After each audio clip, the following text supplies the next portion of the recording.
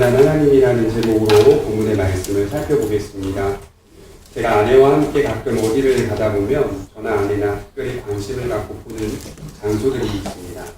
그 장소는 바로 저의 어린 시절 또는 아내의 어린 시절이 보여져 있는 장소입니다. 김포시 통진면 마송리에 가면 제 중학교 시절이 있는 시골 중학교가 있습니다. 그리고 또한 시골 고등학교도 그 옆에 붙어 있습니다. 동일하게 그 장소도 저에게는 참 많은 생각들을 환기시켜줍니다. 여러분, 사전에서 환기시키다라는 말의 뜻을 살펴보니까 생각을 불러일으키다라는 뜻을 가지고 있습니다. 오늘 야곱이 브엘세바라는 곳에서 어머니의 강력한 권면으로 모든 것을 버려두고 외삼촌 라반의 집으로 떠나게 됩니다.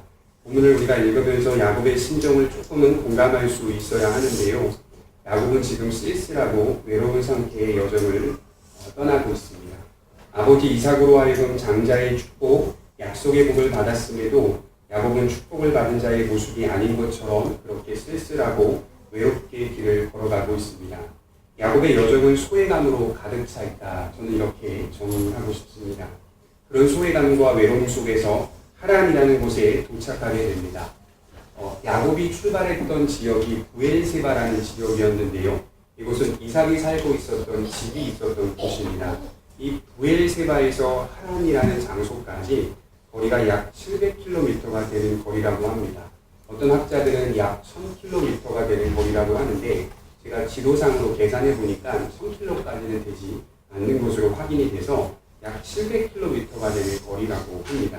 사람이 빠른 걸음으로도 수십일 또는 몇 달이 걸리는 거리였습니다. 그렇게 긴 거리를 야곱은 홀로 걸어왔던 것입니다. 하나님은 그런 야곱을 아시고 하란에서 자신의 모습을 나타내 보이십니다. 그리고 그의 약속을 다시 한번 반복하시고 확증해 가십니다. 여러분, 왜 하필 하란이었을까요? 왜 하필 하나님이 하란에서 자신의 모습을 나타내 보이시는 것일까요? 우연이었을까요? 하란은 야곱에게 하나님의 약속을 강하게 환기시킬 만한 의미 있는 장소였기 때문에 하나님이 꼭 하란에서 나타내실 수밖에 없었습니다. 창세기 12장 1절 말씀을 한번 보겠습니다. 창세기 12장 1절입니다.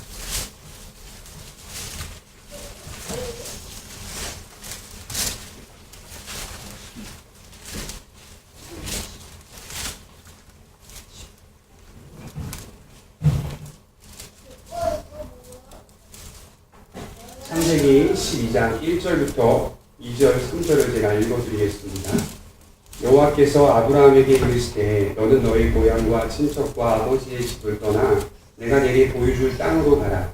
내가 너로 큰 민족을 이루고 내게 복을 주어 내 이름을 창대하게 하리니 너는 복이 될지라. 너를 축복하는 자에게는 내가 복을 내리고 너를 저주하는 자에게는 내가 저주하리니 땅의 모든 족속이 너로 말미암아 복을 얻을 것이라 하십니다. 여러분, 이 말씀은 우리가 반복적으로 신앙생활하다 보면 늘 읽어왔던 말씀입니다. 우리가 잘 아는 이 말씀은 아브라함이 하란이라는 곳에서 하나님께 약속을 받는 장면입니다. 아브라함에게 약속의 부름이 선포된 장소가 바로 하란이었습니다. 하나님은 하란에서 아브라함을 분명하게 부르셨고 아브라함의 여정이 하란으로부터 구체적으로 시작되게 됩니다. 야곱이라는 사람은 그의 조부 아브라함, 이삭으로부터 하나님께서 약속의 복을 하란에서 선포했다는 사실을 들어왔고 깨달아왔습니다. 지속적으로 그의 조부인 이삭으로부터 아브라함, 우리의 선조 할아버지가 하란에서 하나님의 부르심을 받고 약속의 복을 받고 가족을 버리고 떠나게 되었다라는 것을 이해했고 들어왔습니다. 하란은 아브라함이 하나님을 만났던 장소입니다. 이제는 하나님이 야곱을 만난 장소로 변화되고 있는 것입니다. 야곱은 하란에서 하나님을 만나며 선조 아브라함으로부터 주어진 약속의 복을 더욱 강하게 붙잡을 수 있었습니다. 그가 더 쉽게 이해하고 더 분명하게 부여잡을 수 있도록 하나님은 하란에서 자신을 나타내 보이신 것입니다.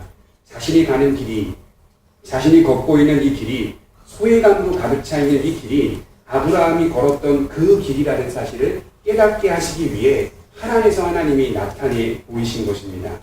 저는 이 말씀을 보면서 이런 생각을 하게 되었어요. 하나님이 성도들에게 참으로 친절하신 분으로 이해하게 되었습니다. 인간의 무능과 무지를 아시고 친절하게 하나님은 우리 인생 속에 더욱 하나님의 뜻을 쉽고 깊이 있게 깨달을 수 있도록 연출해 가시고 계십니다. 하여 우리로 하여금 걷는 이 길이 우리의 뜻대로 가는 여정이 아니라 하나님의 뜻대로 가는 여정으로 단정하게 만들어 가시는 것입니다. 이런 생각을 또 해봤습니다. 저와 여러분들의 인생 속에도 하나님이 있을 것입니다. 하나님이 분명히 있습니다. 우리 각자는 서로 다른 인생을 살아왔고 지금도 살고 있습니다. 각자 경험한 것, 이해한 것, 생각하는 것이 전부 다 다릅니다. 우리 각자에게 의미 있는 사건이 있을 수 있고 의미 있는 장소가 있을 것이고 의미 있는 성공도 있을 것이고 의미 있는 실패도 있을 것입니다. 그것은 모두 다 다를 것입니다. 하나님은 이러한 모든 것들을 사용하셔서 하나님의 복음을 다르게 이해하도록 우리를 지금도 이끌어 가고 계십니다. 여러분들만이 알고 있는 하나님이 분명히 있습니다. 하나님은 여러분들의 인생 속에 있는 하나님이라는 중요한 사건 또는 경험, 관계들을 사용하셔서 그의 뜻을 아주 쉽고 분명하게 알려주십니다. 그리하여 외롭고 쓸쓸한 여정을 살아가지만 혈혈 당신이 아니라는 사실을 알게 하시고 누구보다 든든한 후원자가 되심을 깨닫게 하시는 겁니다. 제가 여러 간증 집회에 가서 간증을 들어봤는데 하나님을 만났던 경험들이 다 다른 거예요. 어떤 사람은 실패를 통해 하나님을 만나게 되고 어떤 사람은 어려움 속에서도 하나님이 자신을 높이는 사건을 통해서 하나님을 만나게 되고 그들에겐 다 그것이 하나님을 만났던 하나님이라는 장소예요. 그 사건을 통해 하나님은 하나님 되심을 분명하게 이해시켰고 지금도 그들에게 깨닫게 하시기 위해 아주 쉽고 분명하고 깊게 우리의 인생의 경험과 사건과 관계를 통해 자신을 나타내 보이시고 계십니다. 하나님은 이런 모든 것들을 사용하셔서 연출해 가신다는 사실을 알아야 합니다. 야곱은 인간적인 후원자는 끊어진 것 같지만 가장 든든한 후원자를 얻고 있는 것입니다. 성도에게 하나님이 인생 가운데 경험하게 하시는 것은 저는 하나라고 봅니다. 사람들과의 관계가 완전할 수 없고 신뢰할 수 없다는 사실을 경험하게 하셔서 세상 속에서 가장 든든한 후원자가 누구냐? 생사화복, 생사여탈권의 중심이 누구냐라는 것을 하나님이 성도들에게 알게 하십니다. 이것은 여러분 사람과의 관계가 필요 없다는 것이 아닙니다. 소중하지만 누군가와 관계를 맺고 쌓아가는 인간관계는 소중하지만 인간관계가 우리 인생을 해결해 주거나 보살펴 주거나 돌봐주는 것이 아님을 분명히 하나님이 성도에게 확인하게 하시는 겁니다. 그리하여 성도는 세상 속에서 건전한 인간관계를 이루면서도 인간관계 속에 매이지 않는 사람이 되는 것입니다. 저는 항상 그렇더라고요. 누군가를 의지하기 시작하면 누군가를 너무 신뢰해서 의지하려 하게 되면 하나님이 자주 제 인생 속에 개입하셔서 그거는 아니다 라는 사실을 많이 깨닫게 해주세요. 심지어 아내까지도 제가 하나님보다 더 많이 의지하고 신뢰하려 한다면 하나님이 제 인생 속에 자꾸 개입하셔서 아내도 아니다. 하나님과 나와의 관계 속에서 인생 가운데 해결해 가야 할 문제라는 사실을 알게 하시는 거죠.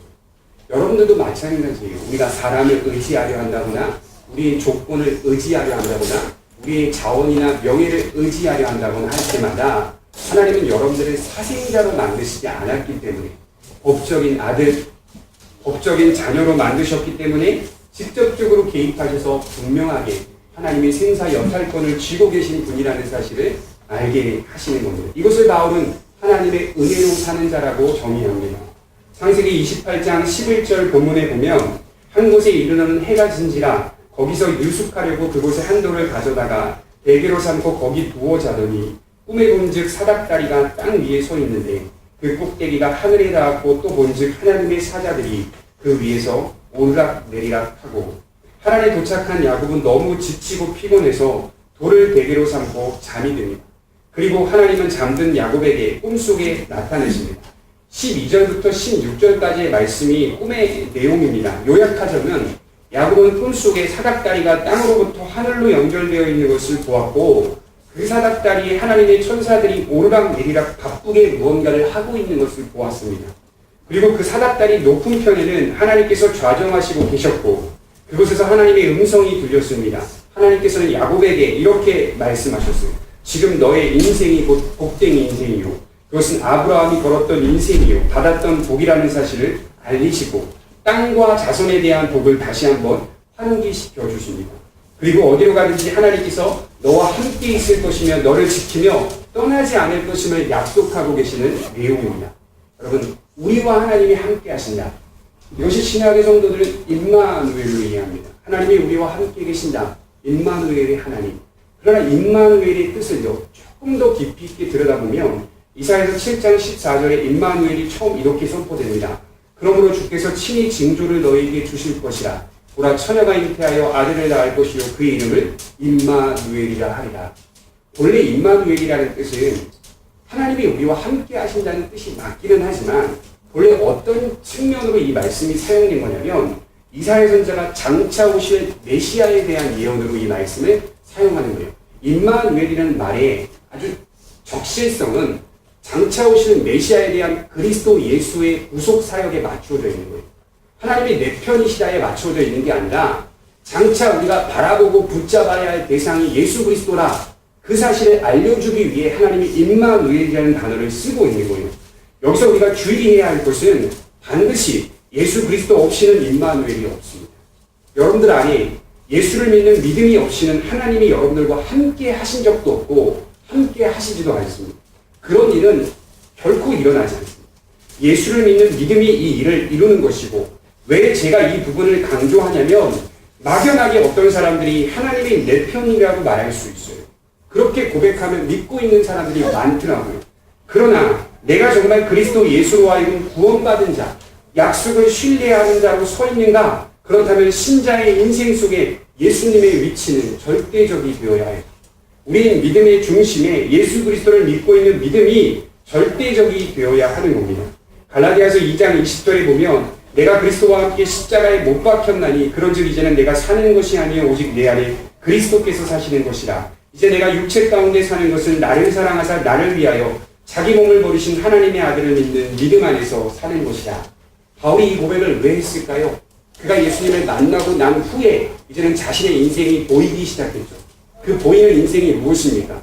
우리는 믿음이라고 한다면 단지 우리를 위하여 구속하시고 피를 흘리신 예수님의 단 한 번의 십자가의 사건을 통해 그것을 통해 이해하는 것으로 전부로 이해하지만 바울이 이해했던 예수 그리스도의 중보자 되심은 그의 인생 전체를 감싸고 있는 덮어서 인생 속에서 매일 매주 매월마다 묵상할 수밖에 없는 예수 그리스도의 중보자 되심을 확실하게 이해하고 있었다는 거예요.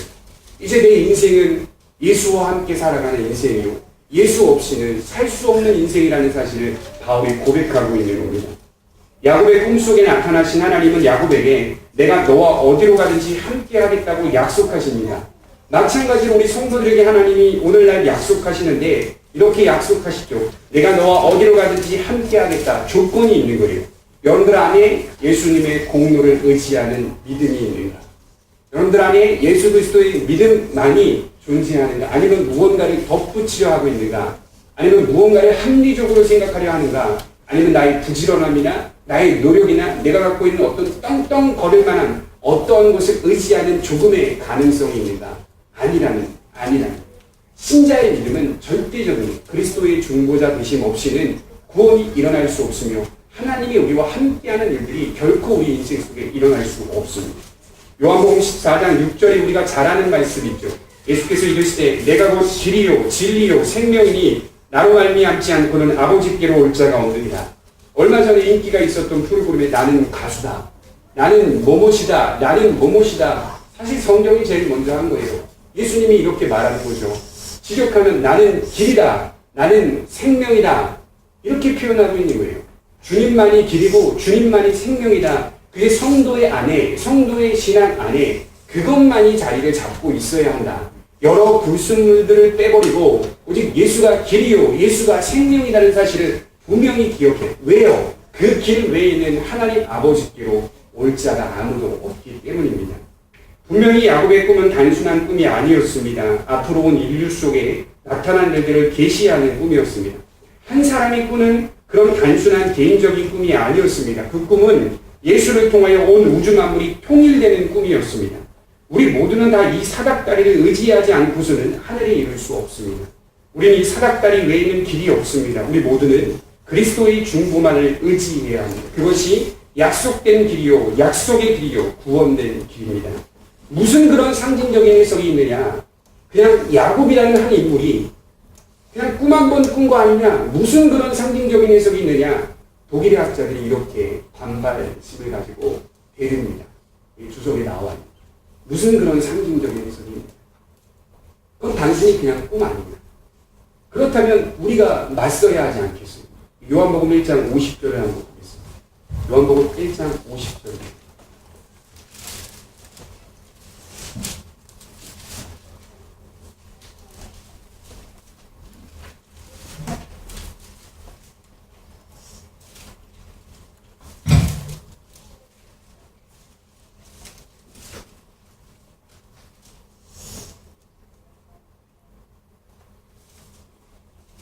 요한복음 1장 50절 예수님께서 나다나엘을 부르실 때 말씀하신 내용입니다. 요한복음 1장 50절 읽어드리겠습니다. 50절 예수께서 대답하여 이르시되 내가 너를 무화과 나무 아래에서 보았다 함으로 믿느냐? 이보다 더 큰 일을 보리라. 또 이르시되 진실로 진실로 너희에게 이르노니 하늘이 열리고 하나님의 사자들이 인자 위에 오르락 내리락 하는 것을 보리라 하시냐. 무슨 그런 상징적인 해석이고 개인적인 꿈 아니냐? 이렇게 달려드는 사람들에게 예수님이 직접 야곱의 꿈을 언급하고 있는 겁니다. 나다나엘을 부르실 때 예수님은 야곱의 꿈을 언급하고 있습니다. 하늘이 열리고 장차 앞으로 하나님의 사자들이 인자 위에 주님 위에 오르락내리락 하는 것을 보게 되리라. 복음이라고 하는 것은 예수님의 중보자 되심을 확고히 믿는 겁니다. 누군가 우리가 믿고 있는 기독교 신앙을 존혹하며 너희들 행위가 왜 그따위냐? 너희들 실천하지 않았느냐? 우리에게 지속적으로 조롱하고 유치한 욕과 비난을 할 수 있어요. 반성하면 됩니다. 그렇다고 해서 그 반성이 깊이 들어가 내가 믿고 있는 기독교 진리까지 부인할 필요는 없어요. 내가 믿고 있는 예수 그리스도의 길이요 생명이다 라고 하는 진리를 부인할 필요는 없다고요. 누군가 나에게 너는 왜 도덕적이고 윤리적인 문제가 그 모양이냐 라고 하는 부분에 대해서 우리가 반성하고 우리가 뉘우칠 수 있다고요. 그러나 예수 그리스도가 생명이고 길이라는 사실, 예수님이 중보자 되신다는 사실만큼은 부인하거나 의심할 여지가 없는 거예요. 분명한 사실이라는 거예요. 예수님이 직접 야곱의 꿈을 언급하셔서 장차 이러한 일들이 계속 일어나게 될 것임을 선포하고 있습니다. 주님 당신님께서 야곱의 꿈이 그리스도 예수, 자기 자신을 계시하고 있음을 밝히는 대목이죠. 여러분, 목사가 평생 할 일이 무엇이겠습니까? 여러분들이 하나님과 친밀해져 가기를 지원하는 역할을 하는 거예요. 조금 더 친밀해지십시오. 하나님과 조금 더 깊어지십시오. 하나님을 직접 본인이 만나십시오. 목사가 중간다리 역할하게 하지 마시고 본인이 직접 하나님께 기도하며 하나님의 은혜를 경험하며 주의 말씀대로 살아가 보십시오. 그러면 하나님이 자신의 인생 속에 자신을 나타내지 않겠냐 이 말이죠. 나타내신다는 거, 나타내신다. 목사가 평생에 할 일은 예수님만이 사닥다리의 역할을 할 수 있다는 사실을 알려주는 거예요. 누군가 또 끼어들면 그거 아니야. 그리스도 예수만이 중보자 되실 수 있어. 그걸 지속적으로 성도들에게 알려주는 거예요. 왜냐하면 성도들은 잊어버리거든요. 자꾸. 누군가를 의지하고자 하는 그런 죄된 습성이 있기 때문에 우리 다 그런 연약함을 갖고 있기 때문에요. 우리보다 잘 사고 강한 사람들 의지하려고 하는 마음이 있어요. 특별히 제가 개척교회 목사가 되보니까요. 그 마음 더 커져요. 훨씬 커집니다. 부교육자 있을 때는요. 그냥 말 안 하고 조용히 담임 목사님 시키는 거 하면요. 편안하게 그냥 거기서 그냥 배우고 할 수 있는 거예요. 담임 목사 되고 지금 개척교회 목회자가 되보니까요. 조금 더 강한 사람이 내 편이 될 것 같으면, 조금 더 좋은 사람이 내 편이 될 것 같으면, 이건 잘못된 거지만 말씀을 드리자면 신뢰하려고 하고 의지하려고 하는 거예요. 저도 그런 제 안에 제약된 습성이 있는 거예요. 누군가를 의지해서 그 안에서 빌어먹으려고 하는 거예요. 이게 죄악된 습성 아니겠어요? 하나님 그거 아니라는 거예요. 생사 여탈꾼과 생사 화복이 누구에게 있느냐? 그걸 계속 물어보는 거예요. 성도들에게. 그거 아니지 않느냐? 예수님만이 중보자요. 예수님만이 구원자이기 때문에 그 구원이라고 하는 것이 죽어서 천당 간다는 의미가 아니라 내 인생 속에서 하나님께서 우리에게 인도하시고 책임지시고 구별하시고 구분해 놓으셨다는 것을 매일 마치 보물찾기처럼 발견하는 거 아니겠어요? 삶 속에서 넘어지면서도 또 발견하고 순종하면서도 또 발견하고 이런 것들이 계속 쳇바퀴 불면서 발견되는 거 아니겠어요? 예수님이 그 말씀을 하는 거예요. 예수님만이 사닥다리의 역할을 할 수 있다. 우리 요한복음 10장 7절을 한번 찾아보겠습니다. 요한복음 10장 7절입니다.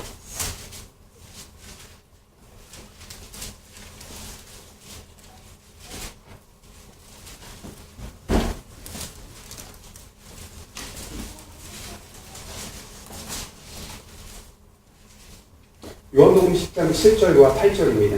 그러므로 예수께서 다시 이르시되 내가 진실로 진실로 너희에게 말하노니 나는 양의 문이라. 나보다 먼저 온 자는 다 절도요 강도니 양들이 듣지 아니하였느니라. 동일한 선상의 말씀입니다. 예수님보다 먼저 앞서가는 사람이나 뒤늦게 가는 사람이나 다 뭐라고요? 절도라는 거예요. 다 강도라는 거예요. 예수님과 함께 가는 사람만이 들어갈 수 있다는 거예요. 예수님과 함께 발맞추는 사람만이 건강한 신앙이라고 하는 거예요. 우리의 헌신도 우리가 하나님 앞에 은혜 받아서 열정적으로 눈물을 흘리는 눈물의 그 시간도 예수님보다 앞서갈 수는 없는 거예요. 우리의 눈물도 절제하고 균형 있게 그리스도의 진리와 그리스도의 구속을 바라보며 그분만이 중보자 되심을 바라보며 내 감성이 그분보다 앞서기 시작할 때에는 스스로 위험하다고 생각할 감정을 내리는 거예요. 말씀 위에 내 이성을 맞추고 그 안에서 감정이 작동하는 거죠. 다 절도라는 거예요. 강도고 주님보다 먼저 갈 수는 없다 이렇게 얘기해요. 어떠한 것도 예수 그리스도의 은혜와 구속보다는 앞설 수 없다는 사실입니다. 제가 대학교 때 제가 서빙고에 있는 온누리교회를 그렇게 많이 갔어요. 목요일마다 혼자서 많이 갔어요. 갈매산 금식기도도 제가 혼자서 전철 타고 되게 많이 갔거든요. 근데 온누리교회에 있는 그 교회를 목요일날 많이 갔던 이유는 저한테 너무 잘 맞는 거예요, 예배가. 그 예배가 목요일마다 하는 이 경배와 찬양이라는 예배가 있었는데, 물론 거기서 은혜 많이 받았고, 거기서 하나님에 대한, 신앙의 성숙도 많이 이루었습니다. 그럼에도 불구하고 제가 돌아보게 되면 참 아쉬운 부분이 많아요. 감정적으로 북받쳐 올라서 하나님 앞에 그렇게 감정적으로 하나님을 예배하고 찬송했다는 저의 연약한 모습들을 많이 발견해요. 나는 뭐 파이프 오르간, 나는 음악의 악기들 뭐 사용하는 거 다 좋다 이거예요. 그러나 그런 것들을 다 규합해가지고 사람들의 마음을 울리고 그리고 그런 사람들의 감정을 조장하고 이런 것들은 바람직한 것이 아니라는 사실을 제가 역사 가운데 개혁자들이 쓴 책을 통해 확인하게 됐어요. 감정은 중요해요. 감정은 나쁜 거 아니에요. 중요한 거예요. 그러나 감정이 예수 그리스도의 중보자 대신 하나님의 말씀보다는 앞서면 나쁜 게 되는 거예요. 앞서면 하나님께 예배하는 이 시간도 죄를 저지르고 있는 시간이 되는 거예요. 복음이 먼저 앞서고 그와 함께 발맞추어 갈 때, 균형 있게 갈 때, 그때 비로소 신자의 신앙이 건강하게 설 수 있는 겁니다. 꿈의 내용을 조금 더 제가 살펴보면 창세기 28장 12절에 이렇게 말씀합니다. 꿈에 본즉 사닥다리가 땅 위에 서 있는데 그 꼭대기가 하늘에 닿았고 또 본즉 하나님의 사자들이 그 위에서 오르락 내리락 하고 야곱은 지금 사닥다리가 땅으로부터 하나님이 계신 하늘까지 연결되어 있다는 것을 보고 있는데요. 하늘과 땅 사이에 연결점이 있다는 것입니다. 하늘과 땅 사이에는 활발한 교통이 지금 이 시간에도 일어나고 있다는 것을 야곱이 꿈을 통해 확인하고 있는 겁니다. 하나님의 섭리에 의해서 하늘과 땅 사이에 끊임없는 교통이 지금도 오래전에도 이루어지고 있었습니다. 오르락 내리락 하는 것을 보며 끊임없는 이 교통을 통해 하나님이 당신님의 일을 지금도 한 단계씩 성취해 가고 계시는 겁니다. 하늘의 일이 땅에 알려지고 있는 것입니다. 역사를 따라서 하나님이 한 단계씩 자신의 일을 성취하고 있는 것입니다. 여러분 헬라어로 시간을 나타내는 단어가 두 가지로 쓰이는데요. 하나는 크로노스라는 단어고 또 하나는 카이로스라는 단어입니다. 크로노스는 누구에게나 공평하게 주어진 시간을 크로노스라고 합니다. 그러니까 오늘 우리가 이 시간을 살고 내일 또 다음의 시간이 올 거고 앞으로의 시간들이 계속 일정하게 오는 것은 크로노스라고 헬라어로 고백을 하죠. 이 크로노스는 누구에게나 과거, 현재, 미래로 공평하게 주어진 시간을 나타낼 때 크로노스라는 단어를 씁니다. 여러분들에게 또는 다른 이들에게 공평하게 놓여진 일정한 시간입니다. 그러나 카이로스라는 시간은 조금 다릅니다. 이것은 성경이 자주 나타내는 단어인데요. 시간을 기회로 여기고 살아가는 사람들이라는 뜻이고 더 나아가 공평하게 놓여진 역사 속에서도 하나님은 당신님의 일을 성취해 가고 계신다는 것을 믿는 성도들의 시간입니다.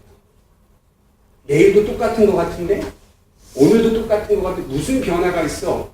이렇게 생각하는 성도들이 아니라 매일 똑같은 모습으로 해가 뜨고 비가 내리고 하는 것 같지만 하나님이 하나님의 역사 속에서 하나님의 성취하심을 한 단계씩 이루어 가고 계신다는 것을 믿는 사람입니다. 그 사람들이 쓰는 시간이라는 단어는 크로노스가 아니라 카이로스입니다. 카이로스. 하나님의 시간을 바라보며 그 때를 바라보며 그를 의지하는 삶. 세월을 아끼라 때가 악하리라. 카이로스. 하나님께서 하나님의 심판, 하나님의 구속, 하나님의 우주 만물의 완성을 위해 지금도 조각조각을 모아가며 완성해 가신 것. 어떻게 보이신다고요? 야곱이 꾼 꿈처럼 사닥다리가 땅에서 하늘로부터 연결되어 사자들이 지속적으로 하나님의 뜻을 알며 활발하게 교통하고 있는 것처럼 하나님은 당신의 뜻을 땅에 오늘도 알리고 계시는 겁니다. 땅과 하늘이 연결된 사닥다리 위에서 하나님의 사자들이 활발하게 일하는 꿈을 보며 야곱은 하늘의 일이 땅에서 조금씩 성취되고 있다는 것을 알게 됩니다. 성도는 하나님의 때를 믿는 사람들입니다. 하나님께서 역사를 통치해 가시고 그의 일을 이루고 계심을 믿는 사람들입니다. 제가 신학을 배울 때 조직신학이라는 과목에서 이렇게 선생님이 알려주셨어요. 제1원인의 작용으로 제2원인이 살아간다. 제1원인의 작용으로 제2원인이 힘을 얻는다. 이게 신학적으로 정의하는 제1원인은 우리가 될 수 없다. 인간은 뭐라고 말합니까? 제1원인은 우리다라고 말하죠. 우리다. 강화에 가보면 자연사 박물관이 있습니다. 공개적으로 제1원인은 인간이다 라고 고백하는 전시물들이 많습니다. 그런 것들은 과학적으로 증명되거나 검증되지도 않은 것인데 그럼에도 불구하고 많은 사람들에게 그것을 알립니다.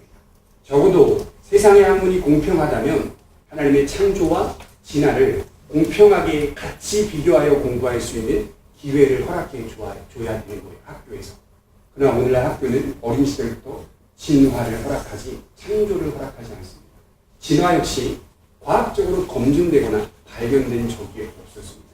그럼에도 불구하고 창조에 대하여 하나님이 창조하신 것, 신이 세상을 창조하셨다는 것에 대하여 연구하게 하거나 공부하게 하거나 비교하게 하거나 하는 것을 차단해 버립니다.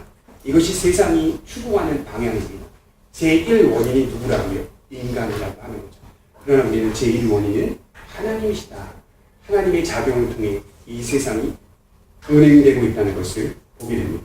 지금 저희 교회가 제가 왔다 갔다 하면서 전도사님이 내부 인터뷰를 수고하면서 고생을 하고 있는데 오늘이 다르고 내일이 다르고요. 조금씩 한 단계씩 다음날 가보면 조금 더 성취되어 있고 다음날 또 가보면 또 조금 더 흐름 속에 성취되어 있는 거예요. 그게 카이로스라는 말이에요. 하나님께서 조각을 맞추고 계십니다.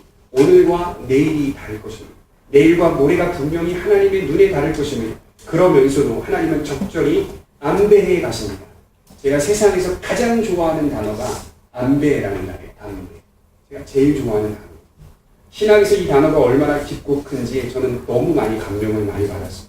하나님께서 세상을 통치하실 때는 그냥 하시지 않고 적절히 안배하시면서 실패하지 않으시면서 성취해 가신다는 뜻입니다. 안배. 너무 멋진 표현이죠. 로마서 8장 28절에 우리가 알거니와 하나님을 사랑하는 자 곧 그의 뜻대로 부르심을 입은 자들에게는 모든 것이 합력하여 선을 이루느니라. 우리는 이 말씀 다 개인적으로 받아들이죠. 개인적인 것으로 이해하지만 한번 가만히 생각해 보시기 바랍니다. 그의 뜻대로 부르심을 입었다는 것은 우리 한 사람의 구원, 우리 한 사람의 행복만을 이야기하는 내용이 아닙니다. 예컨대 여러분, 강남에 삼성물산이라는 회사가 있는데 큰 빌딩으로 많은 직원들이 회사를 다닙니다. 엄청나게 커요, 가보니까. 삼성이라는 기업의 빌딩을 지을 때 일을 해야 할 한 직원이 포함되어 있기는 하지만 그 건물은 본래 그 한 사람만을 위해 지은 건물이 아니에요.